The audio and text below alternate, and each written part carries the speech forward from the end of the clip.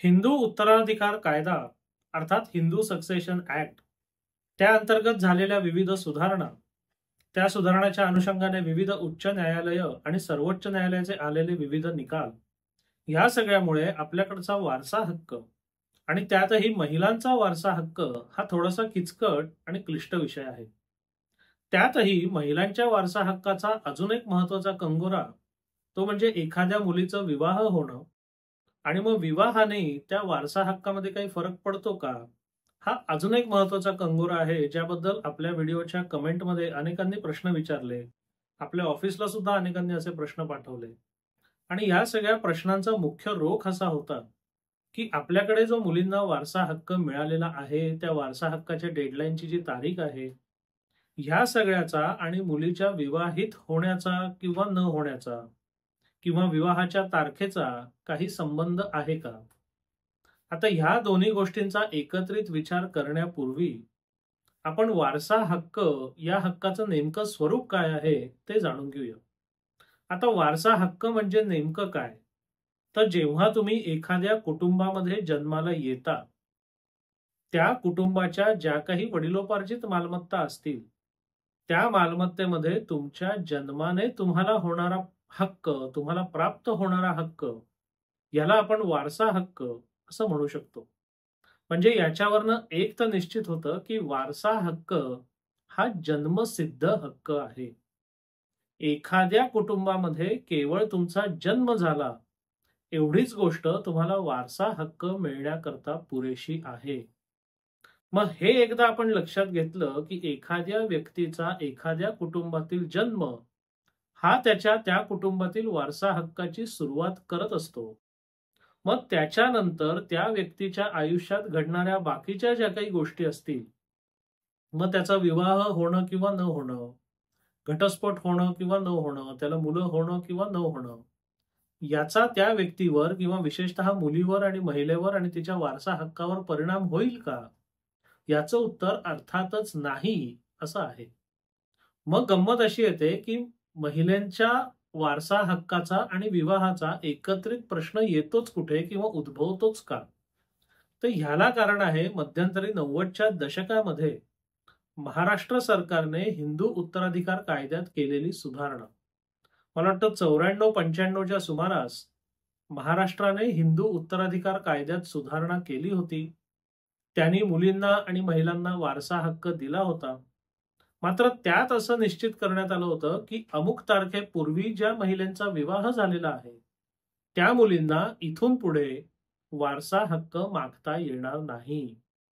अमुक तारखेच्या पूर्वी जर महिलेचा विवाह झालेला नसेल, तर तिला हा कायदा अंमलात आल्यापासून पुढे वारसा हक्क मागता येईल. मात्र जेव्हा एखाद्या कायद्यामध्ये राज्यात सुधारणा केली जाते, तेव्हा ती राज्यापुरती लागू असते.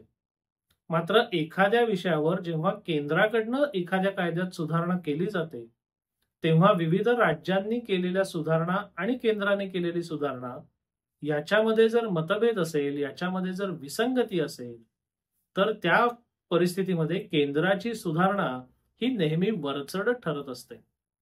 आणि आपल्या सगळ्यांना माहिती आहे की मुलींना वारसा हक्क देणारी सुधारणा केंद्र सरकारने 2005 साली अस्तित्वात आणलेली आहे. म्हणजे सप्टेंबर 2005 साली तो कायदा लागू झाला आणि त्या कायद्यानुसार 20 डिसेंबर 2004 ही मुलींच्या वारसा हक्काची डेडलाईन ठरवण्यात आली. 20 डिसेंबर 2004 पूर्वी जे काही व्यवहार करार झालेले असतील, त्यामध्ये या 2005च्या कायद्याने हक्क मिळणार नाही हे स्पष्ट करण्यात आलं. मात्र ही जी डेडलाईन होती ती करार व्यवहार आणि हस्तांतरण याच्याशी संबंधित होती.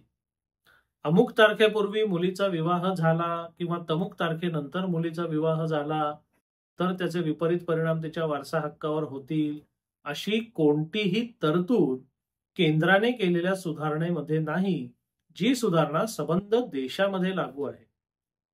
मग आता परत प्रश्न असा येतो की या दोन सुधारणांमध्ये जो विसंवाद आहे किंवा विसंगती आहे किंवा जे द्वंद्व आहे, त्याच्यात वरचढ कोणती ठरते?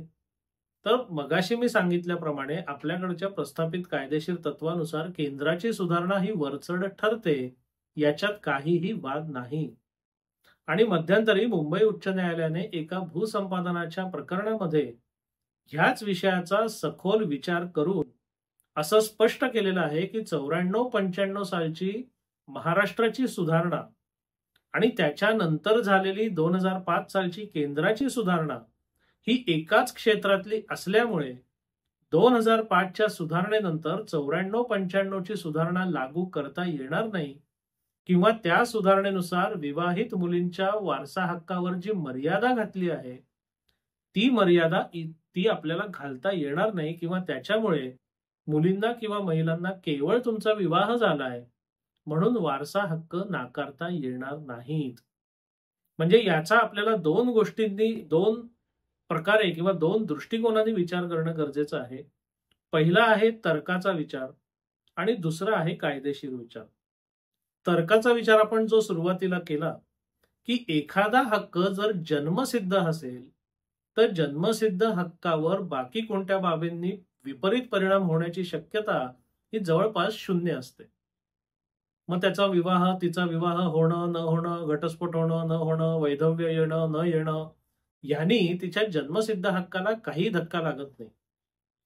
हा मुलींचा आणि महिलांचा वारसा हक्क हा जन्मसिद्ध हक्क आहे, लग्नसिद्ध हक्क नव्हे. आता लग्नसिद्ध हक्क कोणते असतात?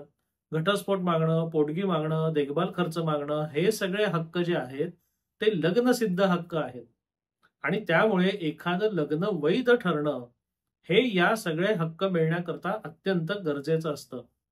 आणि आपल्याकडे कितीतरी असे निकाल आलेले आहेत की महिलेनी म्हणजे विशेषतः पत्नीनी पतीकडनं देखभाल खर्च किंवा पोटगी वगैरे मागितलं होतं किंवा बाकी काही मागण्या केलेल्या होत्या, पण त्यांचं लग्नच सिद्ध झालं नाही किंवा त्यांचं लग्नच अवैध ठरलं. त्यामुळे तिला जे लग्नसिद्ध हक्क आहेत ते कायद्याने देता येणार नाहीत. म्हणजे हा झाला साधा तर्काचा विचार की मुलीचे आणि महिलेचे जे हक्क आहेत ते जन्मसिद्ध आहेत, लग्नसिद्ध नाहीत. आणि दुसरा कायद्याचा विचार जो मगाशी आपण बोललो की एकाच विषयावर दोघांनी म्हणजे राज्यांनी आणि केंद्राने जर कायदे केले तर आपल्या संघराज्य पद्धतीमध्ये केंद्राचा कायदा वरचढ ठरतो. त्यामध्ये मुंबई उच्च न्यायालयाने तसा एक निकाल सुद्धा दिलेला आहे. त्याच्यावर भूसंपादन आणि विवाहित महिलेचा वारसा हक्क या विषयावर सविस्तर माहिती देणारा एक व्हिडिओ आपण या आधीच केलेला आहे. त्या विषयाची सखोल माहिती हवी असेल तर तुम्ही आपल्या चॅनलवर तो व्हिडिओ शोधून बघू शकता. पण या सगळ्याचा गोषवारा एकच, तो म्हणजे मुलीच्या आणि महिलेच्या वारसा हक्काचं आणि तिच्या विवाहित असण्याचं काहीही संबंध नाही. ती विवाहित असणं नसणं, घटस्फोटित असणं नसणं, विधवा असणं नसणं, तिच्या विवाहाची तारीख याचा कशाचाही तिला असलेल्या वारसा हक्कावर परिणाम होणार नाही. कायद्याच्या चौकटीत, कायद्याच्या सुधारणेत जर एखाद्या मुलीला आणि महिलेला कौटुंबिक वारसा हक्क असेल तर तिच्या विवाहासंदर्भातल्या कोणत्याही बाबींनी त्या वारसा हक्काला धक्का लागणार नाही किंवा त्या वारसा हक्कावर विपरीत परिणाम होणार नाही, हे कायम ध्यानात ठेवा. आपल्याला हा विषय कसा वाटला? आपल्याला हा व्हिडिओ कसा वाटला? अवश्य कळवा. धन्यवाद.